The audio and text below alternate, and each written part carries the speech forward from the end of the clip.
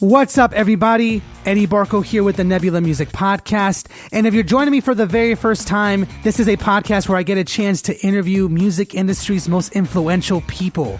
Whether they're doing great things in business, touring, doing stuff on social media, lead performers, songwriters, I interview them all. And frankly, I'm excited for today's episode because I'm talking with DeMar Hamilton, drummer for the Plain White T's. I'm very excited specifically because the Plain White T's had a huge impact on me growing up. I'm not that old, but you know, their music has been around for long enough where I grew up listening to their music. And I'm excited too because for DeMar Hamilton, in our conversation, he really explained to me how he understood what he wanted to do from a very young age and how he understood what made him happy.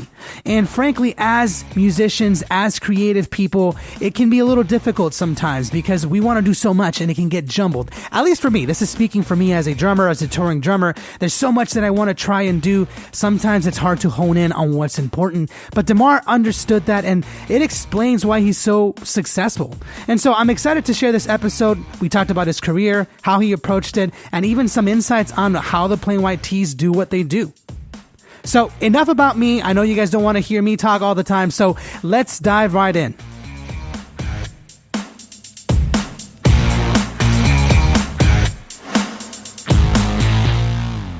All right, what's up, guys? Eddie Barco here again, and I am very excited because I have a very special guest joining me on today's episode, and it's special to me because I grew up essentially listening to this guy play drums on a lot of those records that I liked listening to at the time, and it's just insane to me that I get a chance to sit down and talk to the legendary DeMar Hamilton. DeMar, how are you, man? Hey, I'm good. Doing great, Eddie. Glad to be here. Dude, I'm happy. The legend, that makes me feel really special. You are a legend, man. You're a great drummer. You're a legend. For those of you guys who probably do not know who DeMar Hamilton is, you are the drummer for a very, a little known band. They're not very big. They haven't done much in their career. This band is called, remind me again, Plain White T's. I think it's the name of the band that you played with. Yeah. You're right. Yeah. Just a small little band. I'm not sure if you guys have heard of it. And so I'm incredibly honored that you get a chance to join me on this conversation. And while I could spend, I always say this, I have to say this, because I could spend a long time just talking about you, but nobody here wants to hear me talk about you. They would much rather hear you talk about yourself. So DeMar, why don't we go ahead and take it from there, man? Why don't you go ahead and catch me up? Let me know like what you've been up to, maybe how you got started, and we'll just go from there. Okay. Yeah, well, again, Eddie, I'm happy to be here, and thanks for having me on. My name is DeMar Hamilton. I am from Chicago, Illinois. Now I live in Los Angeles. I've been here for about the last 6 years. And, I started playing drums when I was a kid. I don't really remember the exact age, but I was I think my mom tells me that I started when I was around 3. I remember just being a kid and beating on the walls with sticks and getting in trouble. And one time I took a hammer to my dad's piano and he didn't like that. Yeah, I don't know. I was a baby. I was like a 2-year-old, 3-year-old kid, just like baby, just being reckless, I guess. But I think drumming was always something in me. It was always something that I really gravitated towards. I started playing in church and, I don't, this is probably, obviously I think this is probably how it goes for churches, but everyone wants to be a drummer. And so everyone is looking at the drums and all infatuated with the drums. And, well, it looks so much fun. It looks like a lot of fun when you're sitting in the audience. Yeah, no, for sure. It's the best fun. But yeah, that's basically how it started. I started playing in church, and that was, my dad was also a musician, and he played organ and piano, so we get to play together. And that's like where a lot of my, I think, musical training kind of came into place, was playing drums with my dad in church, and that environment of with a choir and the director and a singer, you kind of have to adjust and adapt, I guess, on a whim, if you will. So that was really helpful. And then when I got to be about a teenager, when I was about 14 years old, is when I started to gravitate more into the rock and roll, punk music genre. And that's when I first started joining bands. I joined my first punk band when I was 14. And, from that band, I was in a couple other bands, but it all led to Plain White T's. It all led me to where I am today. And in 2003 is when I joined the Plain White T's. Yeah, that summer. Wow, very good, concise little bio on Try. going for playing drums in church to like playing white tees. I mean, I feel like any drummer or any musician for that matter that's ever, killed it at the game usually starts in church. You know what I mean? Like, I feel like church tends to be like a really good training ground for the best drummers that we've got today. Yeah, I mean, I feel like all the drummers that I look up to, I feel like we all have a similar story. Like we all started in church and kind of have a similar background, come from the same place. So I'm curious, like, how did you find yourself gravitating towards rock? And the reason why I asked this is because, I grew up Christian as a Hispanic, but, in the Hispanic world here in LA, Afro-Cuban music is a very big staple of that music scene. For Hispanics. But I imagine for Chicago, I know that a lot of the churches out there are very much into gospel, like the praise type of gospel. And correct me if I'm wrong, by the way, that's just what I've heard. No, you're right. No, it's all very, very gospel forward, in the church, in the black church, at least. Yeah. Yeah. And so I'm curious, like if you can like walk me through, maybe I'm not even sure if you remember specifically, but like, how did you make that transition from going to gospel to getting interested into the punk scene? Because it's completely different worlds. The funny thing is like, it wasn't, too much of a difference because someone was like, I had my best friend at the time, which is still one of my best friends today. He was like, hey, this punk band wants you to, they need a drummer and I don't want to do it. So I suggested you. And I'm like, oh, okay, that's cool. And then I was like, well, what's punk? And they were like, oh, you just have to play really fast. And I was like, oh, so like shout music. And that's basically, so to me, I was like, wow, this is really crazy. There's not really, there's differences in obviously the subject matter of the music, but I felt like from being a drummer, I was like, oh, so I just have to play a shout beat, play fast and like that shout beat and I'll be good. And that's how it all began, really. That's how I trained. That's how I figured. That's how the transition was so easy because it didn't really feel like that much of a departure. Obviously, like as time went on, then you're like, okay, you started to, but it was just more simple. I don't know. Like I felt like transitioning to rock music from gospel was a little easier.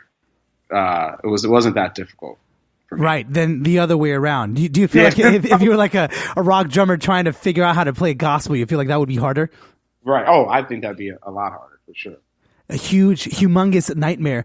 I'm curious. Okay, so growing up in church, right? You basically, from a young age, you established yourself as a gospel drummer. You had those gospel chops. As I imagine, being part of that community of music. If I can ask, like, how did your family feel about you, transitioning from that church scene to more of a punk scene, and were they supportive? I'm just curious.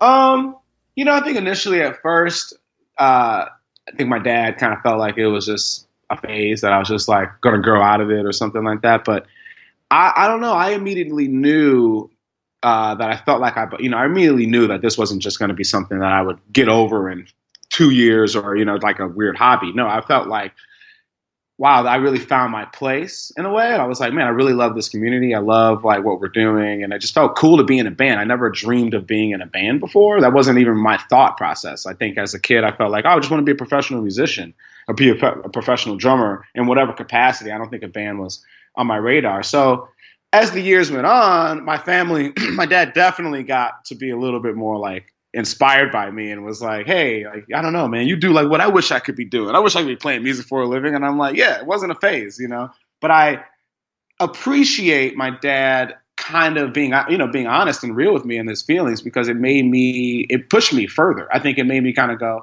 this isn't a phase and I'll show you that it's not a phase, so I think it all worked out. Yeah. Was it a pretty healthy, what I'm understanding is that your dad was pretty much, not necessarily challenging, not necessarily like questioning what you were doing, but his sort of like thought that, maybe you were not going to take it seriously in the future, that sort of encouraged you to do it even more. It did, yeah. Yeah. And so I guess what I'm curious about, do you feel like if you hadn't had that, if your dad had not, been like, you're probably not going to do anything with this, you're probably going to grow out of this at some point, do you feel like your life would be severely different? If he didn't say that, yeah, I'm just curious. I mean, who knows, right? I don't know. That's an interesting one. I could say no, but maybe I think maybe there was something to it where I think when he said that to me, I just realized, well, he couldn't be more wrong. Like no, this isn't a phase. Like I don't know, I'm in this. How old were you, if I can ask, like when you started in the scene? I was I started when I was 14. Yeah, I was a freshman in high school, and but my whole life I had always been into rock music.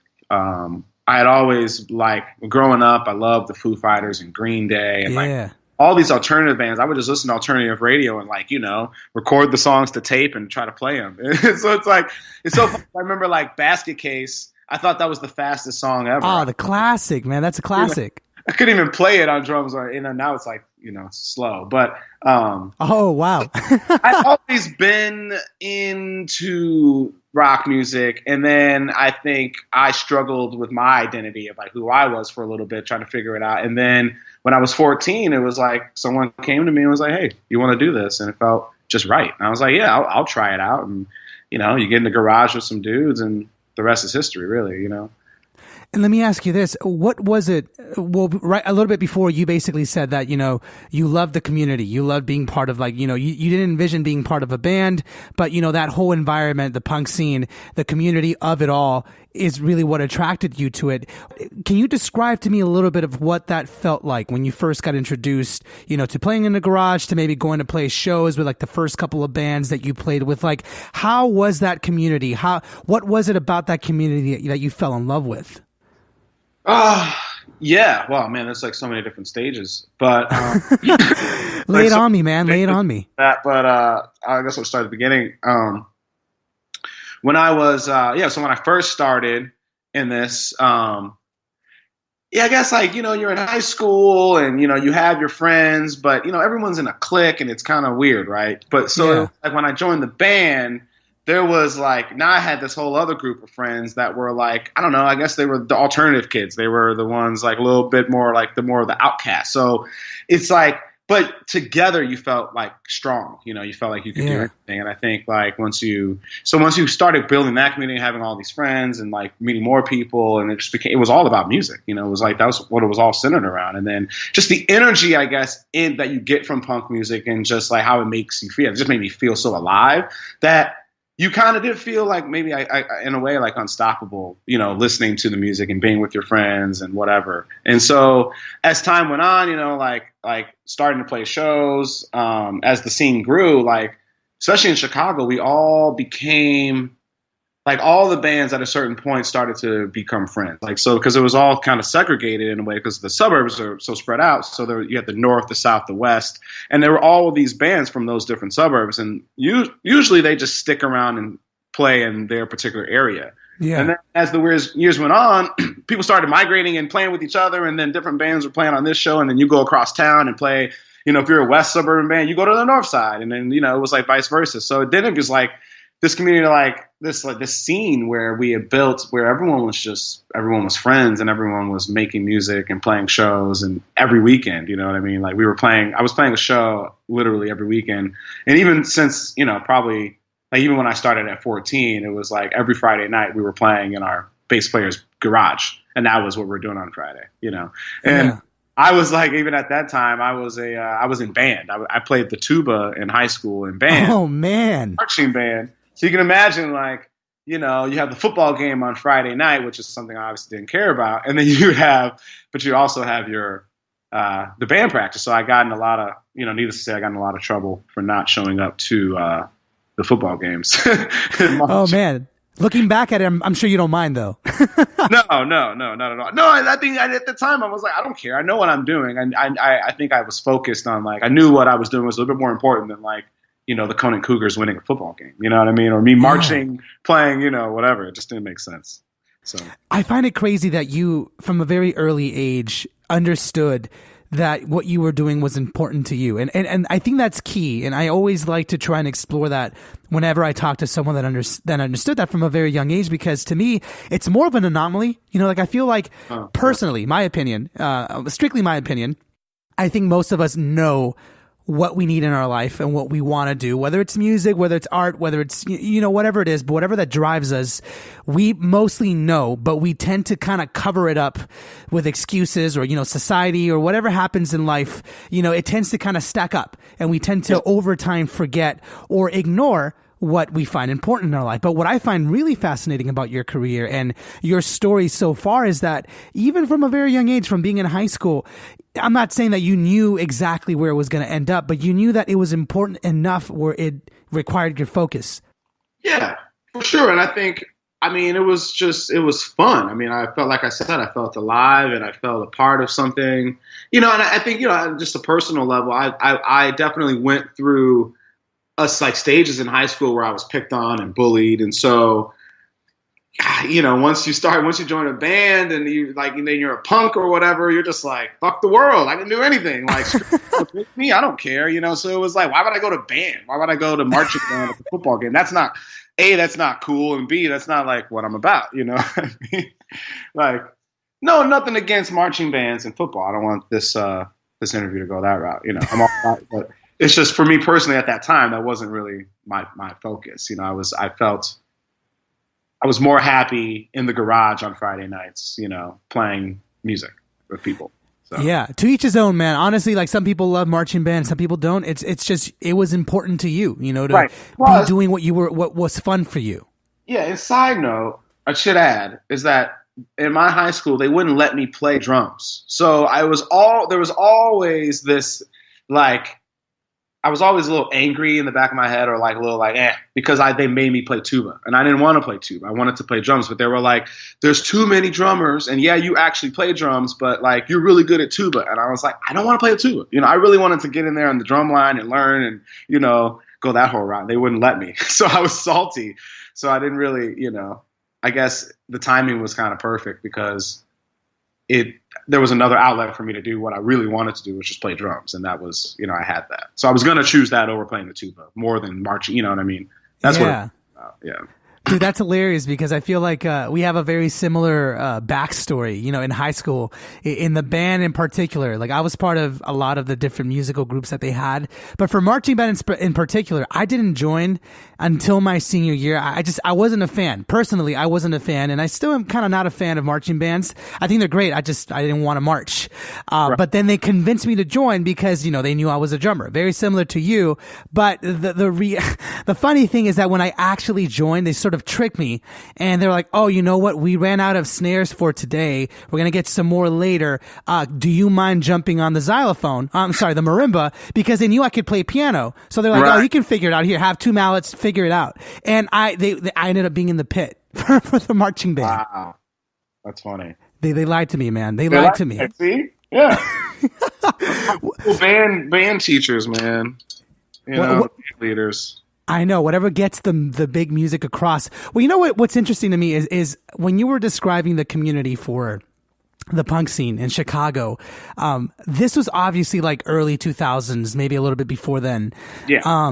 And you ever stop and think about it, like how crazy it is that, nowadays with like Instagram and Facebook, I can make a band with you, even though you're like in another city, we can just send videos to each other and all this shit. You know what I mean? But like at the time in Chicago, like you guys in the punk scene, like you guys had to physically be there, go to each other's shows. Like it's interesting to me because it happened already, right? Like you lived it. But thinking about it on paper, like now with how connected the world is, it almost seems nearly impossible and how all these bands happen.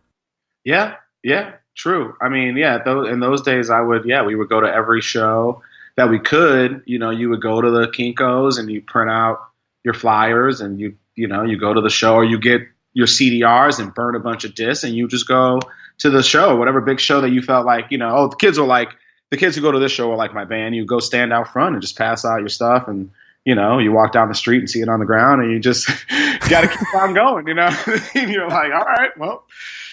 It's part of growing up in that music scene. And so let me ask you this. Okay. So then you were part of the scene, and you felt like you belonged in that community, and it made you feel like, well, it was fun for you. So then from playing with these bands to Plain White T's, which is, arguably it's a classic band now. I think we all sort of grew up with Plain White T's. A lot of my generation at least did. I know for a fact that I did.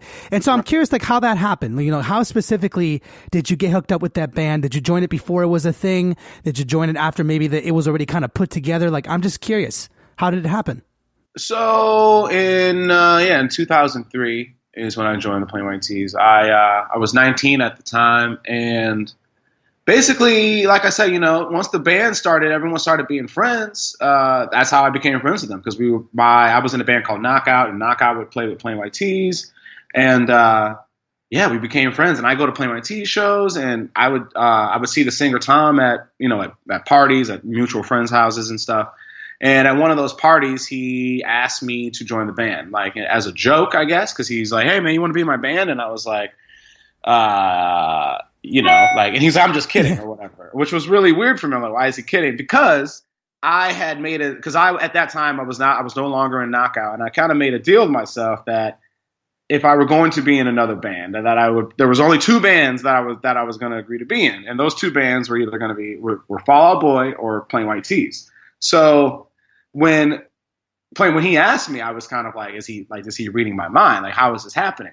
And so then he's like, "I'm just kidding." And then, maybe a couple weeks go by or a month or so, and I see him at a show, and he does the same thing. He says the same thing to me, but then comes back up to me and says, "Hey, I'm not really kidding. I kind of have a feeling that our bass player is going to quit, and I just think you're a great drummer, and I just feel like we should just switch some things up in the band now, and I just want to get you in the band. Whatever we have to do to get you to be the drummer is what I'll do." He was like, and I was like, "Okay, man, great," but I'm like, is this really happening? Kind of like, wow, did I just manifest this, somehow? But yeah, and that's basically it. He called me maybe a couple weeks later, and I flew out to LA, and we rehearsed for a day or so, and then we started Warped Tour, I think the following week or something like that. Yeah. Wow. So just like that, basically. Like that, yeah. Well, what I was going to say, okay, so you guys rehearsed for like a day or two, then you started Warped Tour. How was that first tour with them? Obviously you were already a seasoned drummer, you were already playing with other bands, if you will, but obviously Plain White T's, from what I understand, were probably a little bit more established, or maybe not. But I'm curious, like, how you made that transition from flying to LA, rehearsing once, and then going immediately to Warped Tour. I mean, some people may find that really intimidating right off the bat. So I'm curious how you handled those first couple shows. Well, I did. Funny thing is, I did some work on my own. Like, I practiced. I think that at the time they only had the record Stop. Yeah. It was Stop was out, so I practiced it front to back. Got familiar with the songs, and at that time, my playing, I definitely didn't have that much structure. I was kind of like in the band that I was in previous in the Knockout. I was able to just kind of play whatever. Yeah, whenever I wanted to play, it was like I could just play a fill every measure if I wanted to. That was almost encouraged. So I thought when I was asked to be in Plain White T's, I thought like, oh, he wants me to be in a band. They want to spice up their, because Plain White T's was very straightforward. And I'm like, oh, they want to spice up their songs, So I go in my basement and I practice, and I play it pretty straight, but it was pretty simple. So I'm like, all right, when I get to rehearsal or whatever, I'll do some flourishes or stuff like that. So I got to rehearsal, and I remember this pretty vividly. And I'm playing, and we play a song, and we stop, and everyone's kind of like silent. Some members are kind of grinning and laughing. Some members are just like, And so the bass player, and he's our bass player now, his name's Mike. Mike looks at me and he says, yeah, that's really cool. But if I was just soloing the whole time, that would be pretty distracting, right? And I was like, huh? And I was like, oh, you guys just want me to play it straight, like the record? And they were like, yeah, do that. And I was like, okay. And then we did it again, and I just played it like the record. And they were like, I think they were worried that I couldn't do that. And I was like, I thought that, I was a young kid, so I guess I thought they want me to come in here and be flashy. And that was the complete opposite that they wanted. That took me it took like a moment to kind of adjust to be like, oh, so I just have to sit back and play. But I felt like, okay, this is an opportunity to learn something, because I've never done this. So, and I want to be a part of this band. So if all I have to do is, in a way, I'm like, well, my dreams are kind of coming true. So if they just want me to play a straight beat, then that's all I'll do. It's fine. You know what I mean? Like, all good. Let's just see where this goes, But yeah, that was pretty interesting. And the other thing, Tom didn't really, communicate with the rest of the band what was happening. So some people were kind of confused as to why I was there and what was really going on. And, we had like a meeting afterwards, and I don't know, the decision came down to keeping me in the band, and we're doing it. But there was a little period there where I was like, oh no, am I getting sent home? Like, this would suck. But no, it all worked out. So. Oh shoot, man! Oh my God, I can only imagine how that must have felt like after rehearsal, just sitting there like, all right, guys, we're gonna discuss this over. I mean, I guess I'm curious, since he didn't tell anybody, did you feel like as you were playing the rehearsal, did you feel like a little bit kind of put off by some of the band members? I think a little bit. I think when Mike said what he said, I was like, oh, okay, that's a little weird, but I guess he has a point. I just didn't, and one of the guys was actually like, who's no longer in the band. His name was Steve, and he was actually like, man, that was awesome. Like, he loved it. You know what I mean? He was like, man, that was cool. Like, he's a good drummer. That's great. Like, we've never sounded like that, but yeah, I wasn't put off too much. I was just honestly happy to be there, and was just like maybe a little scared when I was like, what did I do wrong? You know what I mean? Like, I've been practicing, my ass off trying to be prepared for today. Like, so when everyone was kind of looking at me, I was like, And so, okay, so you went on Warped Tour, right? And so after you went on Warped Tour, I believe that the year afterwards, or maybe like a year or two later, I think you guys released your next album, right? And so yeah. I'm curious, like, when it came to the songwriting process, was that primarily just Tom and maybe like someone else? Yeah, at that point, that was mainly just Tom. Tom was, that was like the second album. So at that point, Tom was still basically writing everything. And when I joined the band, Delilah was already a song. It was already demos. So when I joined, there was already demos. Delilah was a demo, and that was it. So we knew that we were making an album soon. We didn't know, we didn't know like who was going to put it out. I think at the time, I had assumed that they were on a major, but funny thing is they were still on Fearless Records, which was the label that I was signed with Knockout. So really, yeah. So yeah. So, and then now all these years later, we're back on Fearless. So I've been on Fearless Records basically since I was 17 years old. And now I'm almost 34. It's kind of cool. Wow. It must feel like family there. You just walk in, you're like, wow, you guys have literally seen me grow up. Yeah, he's literally seen me grow up. Yeah, it's crazy. What label did you guys go to after Fearless Records? I'm curious. We went to Hollywood Records, which is now Disney. It was a subsidiary of like Disney, a part of the Disney brand. Yeah, and that was great. I mean, they were great to us, and we put out two records with them, 2 records and an EP. Yeah. So from what I understand, right, in the community of the punk scene, it's pretty much exploring a lot of the musicality of just kind of being free, going to the Plain White T's, which was a much more, polished, commercial band, in my opinion, growing up. When you joined, came Delilah, and then came the other songs that, were huge commercial successes. Did you see a huge difference in the way the band had to like perform on stage versus the first time that you joined them? You know how like when you're on Warped Tour, everybody loves Warped Tour because, everything's loud and you're just excited, and it's just a great place to go hang and just, just jump up and down and get crazy. But I imagine once you start to hit that more commercial route that, you have to be a little more, I'm not sure what the best term is, but more, I guess commercial, if you will. So I guess I'm curious if like that happened to you guys. Like if you guys felt like you guys needed to shift to be more like less punky and more like commercial, if that makes sense. No, man, not at all. Not good for 1 second. I mean, I still hit the drums as hard as I can, and we're still loud, and we'll always be punk in some way, and we'll always do that. We're never lost that.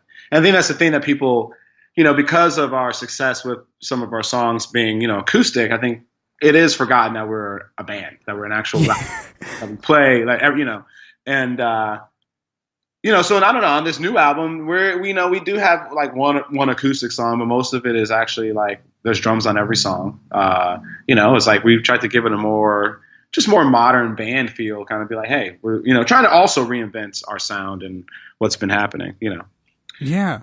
And actually, I'm curious, and since you guys are going to be putting out a new album very soon, and some of the previous albums that you have released does have a lot of like, heavy hitting songs. I'm curious, like, how do you approach the drum parts to when you guys make a new album? Like, does Tom basically come with a concept and then you just kind of add your own style? Is everything already kind of made beforehand? Or how does that work when you start to think of your drum parts, both for the album and even for the live show?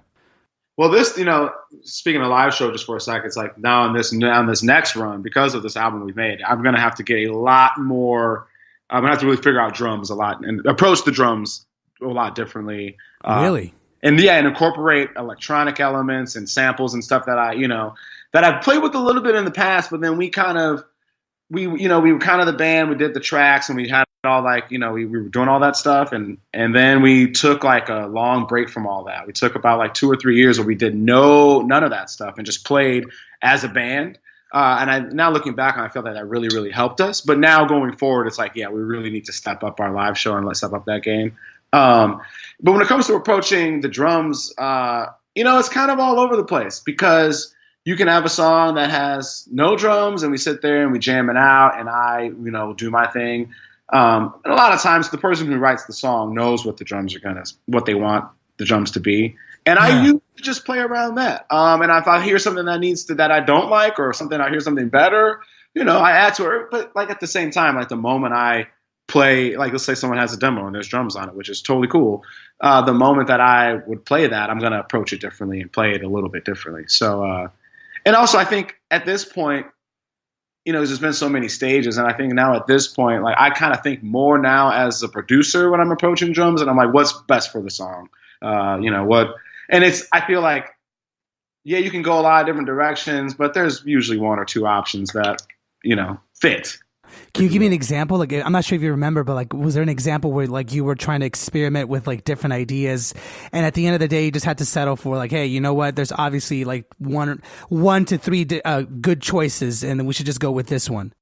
We do. We have this song "Pause" it's just coming to the top of my head. Just remembering when we were, putting it together we were putting it together in a rehearsal space. It was a few years ago, but I remember that time we were just like try a bunch of different stuff, and everyone's involved in drums. That's the other thing about the Player Keys. Everyone has a say. Like everyone's involved. And everyone wants to hear what they want to hear. And if someone's like, "Oh, I think it should be like this," and the beat should be like this, and I'm just cool with that. I'm like, I love that we do it together because I guess the drums are pretty important. Yeah.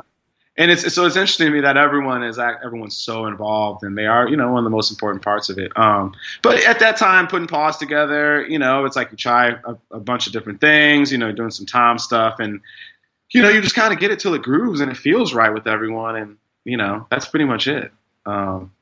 Just kind of usually how it works. It's just like you look at each other and you're like, yeah, that feels right, that's it, and Has there ever been a moment like on stage where it just like, I imagine every single band goes through this, myself included. I have definitely felt this many times playing on a stage, and then you just like practice a song, and to you it sounds amazing. The whole band's like, wow, this is just solid as fuck. But then you get to the performance and no one digs it, or at least like, the energy's just low, and you're like, wow, maybe we should like rethink the way we're performing this song. we never really had that issue. We more had the issue of like not, and this is bad, I think. This might not, it's not a positive thing, but I would say of not necessarily like it's like we'll get into rehearsal, there'll be a new song, and because we never really have the time to practice, but then we'll get into rehearsal or we'll get into sound check, and we will keep playing a song. And it's just funny as time goes on, you hear how much better the song has gotten. You know what I mean? So with that, we made an effort and a decision on this album to like, let's avoid that. And let's not, let's try to like do the work beforehand before we actually lay it down and get the songs so everything's fleshed out. You know what I mean? So this time around, we spent a long time with doing pre-production and sitting with the songs and, having them sit with us, and if we had changes, we'd come in and we make changes. But having the time and that opportunity really allowed us to get the song to where we felt like it was, and everyone was happy, and everyone was pleased, and it was the best it was going to be. So I really love the fact that, you were saying that, well, because I'm a fan, obviously, I love the band. And so it basically is refreshing for me to know that everyone contributes, to the idea of what the drums should be like. Because I'm a drummer myself, and so I've definitely played for many different people, definitely for churches and for different bands and different artists.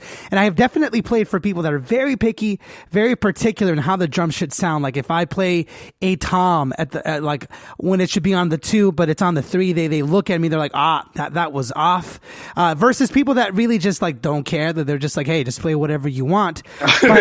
But I love that the band collectively, and yourself included, that you're cool with it, that everyone's just like, you know what, let's do what feels right for the song. Maybe the drums should do this, and then you give your 2 cents. But at the end of the day, you guys are very democratic. Like it seems to me like you guys just want the music to sound great.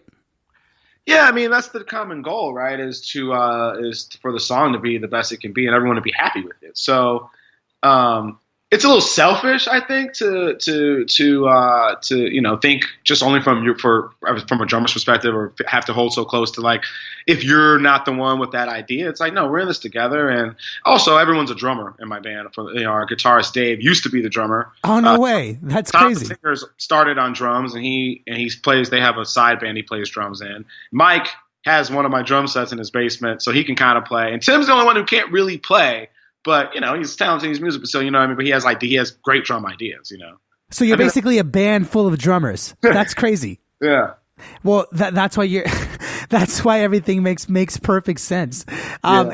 It's really a good thing for me to hear, just because, coming from someone who basically played in a band that allowed you to be free with, your drum expression, going to a band that's, was established, and then you had to basically play the song, but you owned it, rather than fighting it, rather than, saying like, I want to do it my way, which again, there's certain times to do that. But I think part of the reason why your band is so successful and why you are very successful as a drummer is because you were able to tell the difference from the very beginning. And obviously, I think you mentioned that you knew that you were living your dream, so you wanted to make sure you did everything that you could in your power to make that happen. But you could have easily just been like, well, but I kind of like doing all this stuff, and that could have changed everything. But you had the discipline to just, play the song. And that's something that I think every drummer has a hard time learning. You know what I mean? Yeah, they do. We do. We do for sure. It definitely didn't come overnight, man. I can remember being, young and being, 19, 20 years old and having maybe a different attitude at times. And you just grow, you learn and you grow and you become different. So I'm curious. So you grew up in Chicago then, right? And then you came out here for to play with Plain White T's, and you've basically have stayed in LA ever since, correct? I moved to LA in 2012. Oh, that's right. Yeah. 6 years, you said. Yeah, about 6 years. Yeah. I went back to Chicago. And I came out here, and we were just like, because this is where our manager was. And that's what I was going to say before, was that we had a manager back then who said to me, pulled me to the side after all this. And he said, are you going to be okay with not being the star of the show or something like that? Like saying, because I couldn't play, are you going to be okay with just playing straight and not being the center of attention and not, And I just felt like, well, it's not about that. It's not about me being the center of attention. And it's like, and I felt like I'm like, hopefully, and I just not hopefully, I felt like if I'm a great drummer, I'll be recognized as being a great drummer, whether or not I'm playing a bunch of fills or whether I'm just playing like straight beat. That's kind of how I felt. So I just felt like I should just stick to that mentality and just, I didn't want to like really also ruin anything. And I believed in the penalties, and I believed that we could like, succeed. So I came out here for that because our manager lived out here. So we did a lot of things in LA. But we're always based in Chicago. Do you feel like that's part of your personality though? Like, not necessarily, okay, let me say it this way.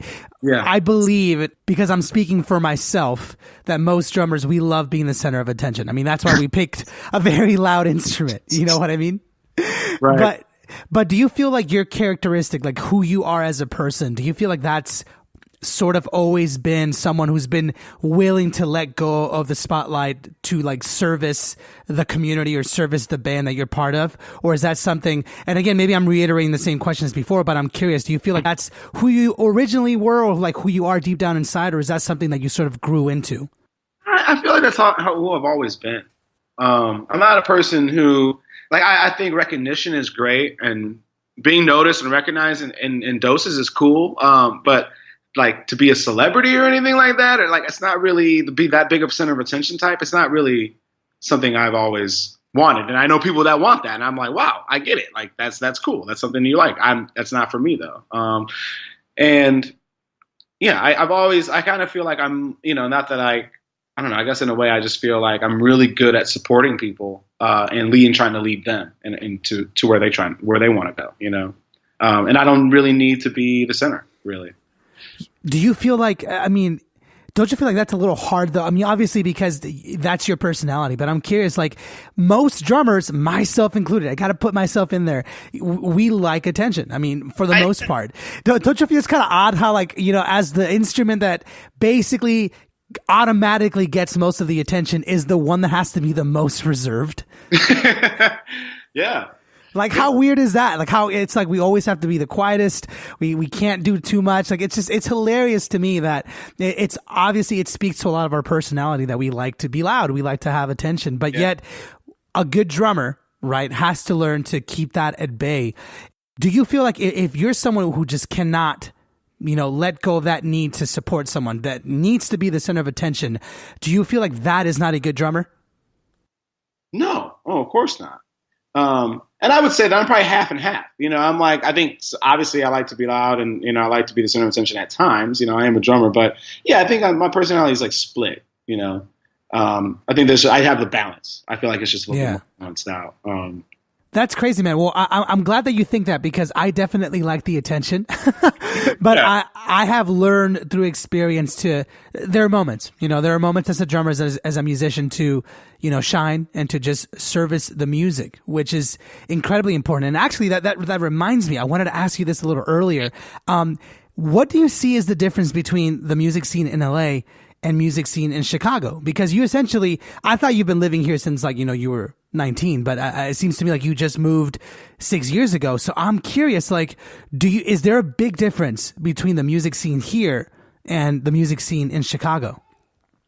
I don't really know because I don't really, even in Chicago, once I started going on tour all the time, you kind of leave the scene because then you go on tour. You're in the scene because you're playing shows locally. And then once you you have your break or whatever, then you're kind of gone. So then as the years went on, I kind of got lost touch with the scene in Chicago. And now being in LA, I can't really speak on it too much because I don't really know, Yeah. I don't really know that many bands or know really what the scene's like that well out here. But I've got, we got some cool festivals, like neighborhood festivals. Like this past year, I went to the Echo Park Festival, and that was interesting to me because I was like, oh, so this is what the music scene in LA is like, because I really had no idea. I'm like, oh, these are what LA bands like. That was my first experience of actually being out and seeing what the scene's like. So really, actually, to be honest, it didn't really seem that much different than what it was like in Chicago. Seemed to be the same vibe, same type of band, same types of kids coming out, it's interesting for me. The reason why I asked is because I feel like the past couple of years, ever since I left university, there's been a bit of an explosion in live music in LA. Now, LA has always been a big, live performance city. People come to watch bands come into town all the time. But lately, over the past couple of years, it's just been this gigantic explosion of really good music everywhere. And Echo Park Rising is a great example. I mean, for those of you guys who are not from LA, Echo Park Rising is this festival that happens, and correct me if I'm wrong, I believe it happens over, I think it's one weekend or is it 2 weekends? I think it's one weekend, but it's a lot of days. It's a lot of days, but it's a whole bunch of venues. It takes over all these streets, and there's bigger stages on the streets, but then there's also all these bunch of other smaller venues throughout the streets that there's just bands playing all day long, 24/7. Yeah. And it's insane. That's the kind of music scene that LA provides. And so I guess I'm curious, do you feel I mean, obviously you came out here for Plain White Tees, but you guys are also from Chicago. Do you feel like that scene, being here in LA and being a city like Chicago, does that play a major role in the success of the band? Or do you feel like it would not have mattered? If Plain White Tees was from I don't know, Georgia, somewhere random. You know what I mean? Like, I'm curious what you think. Like, do you feel like being in that right scene is what helped, or at least one of the factors that helped its success? I do. I definitely do. I definitely think being in that scene, being around, playing with, I don't know, if people around you are kind of doing well, and I'll start here. Like all of Chicago, there's a lot of bands, successful Chicago bands, where they're talking about Smashing Pumpkins, Alkaline Trio, and then like we were friends with bands that were getting signed like Show Off and Lucky Boys Confusion and Fall Out Boy, and my band Knockout we had got signed, so it was like, it felt like something was happening. Things were moving, you know what I mean? Like we were getting signed. So we're like, whoa, like these labels in California are going to put out our records or whatever it was. And so I think in that environment and other people doing well, like, yeah, it was inspiring and it pushed you to kind of like keep going. And you're like, oh, if they can do it, then like if Fall Out Boy can now like go on tour, whoa, like, cause that was a big deal. It was a big deal when Fall Out Boy got their first tour. It was like, oh my God. And so it was like, once that happened, it was like, oh, we got to all get on tour. We got to do it. And I think, like also being from Chicago, that's just a big part of us and makes us the people that we are today. And Chicago is such a loyal town to people who make it, they're like so loyal. And I think and they've like, Chicago backs you hard, and they've backed the band they've always backed us. And even to this day, and it's just like, I don't know, I guess to have that support system as well, you feel like it has pushed us. I think it definitely, things would have been a lot different if we were from, LA. I mean, straight up. And I honestly thought you guys were from LA. Like I'm learning like as we speak that you guys are not from LA, which is crazy to me. Yeah, people think that. You're not the first. People do think we're from Los Angeles. I think it's because we spent so much time out here. I mean, for me personally, when I moved out here, it felt like, oh, I just moved to LA. It's like it's my second home. Like I know this place more than I know any other city in America. So.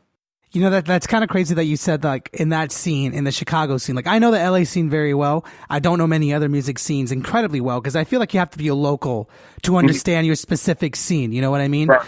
But it seems to me like with Chicago, it's almost like even though you guys have a very big city, like it's a gigantic city, it's almost like a very family. I mean, I don't know how else to describe it. Like you guys all know each other, and it seems like if someone makes it from there, everyone's like supporting them all the way. You know what I mean? Because they're from Chicago. And I definitely see that. And LA, in my own personal opinion, it almost seems like that's a little unexistent. Like people here support your music and that's the thing. There's so much good music here that it's almost expected. Like, oh, so-and-so got signed. Oh, of course they're going to get signed. Right. They're good. Yeah. You know what I mean? Much bigger city too. Yeah. I know exactly what you mean. Yeah. And so it's kind of crazy for me. Like I almost wish that I was part of like another musical group from another town like Chicago, that when they made it, you'd have that like pride that came with it. You know what I mean? Like I'm not saying there's nothing to be proud of from being an LA artist. By all means, anyone who knows me, I'm gung-ho LA all the way. I love LA. It's my home. But I have to admit, like the music scene here is so huge. There's just so much good music that there's, in my opinion, a bit of like, I don't know how you would describe it, like musical amnesia. Because every night, I guarantee you, every night you're watching a amazing band, an amazing singer. So you can easily forget who you watched last night because today's is just equally as good. So it's like that weird thing that I'm saying. It's like when someone makes it, it's expected. It's like, all right, of course they're going to make it. It's LA. They're here. Everything's here. You know what I mean? So it's it's more competitive, but I also feel like that backing isn't there. Yeah. Which kind of sucks, to be honest. It's a bummer. Yeah.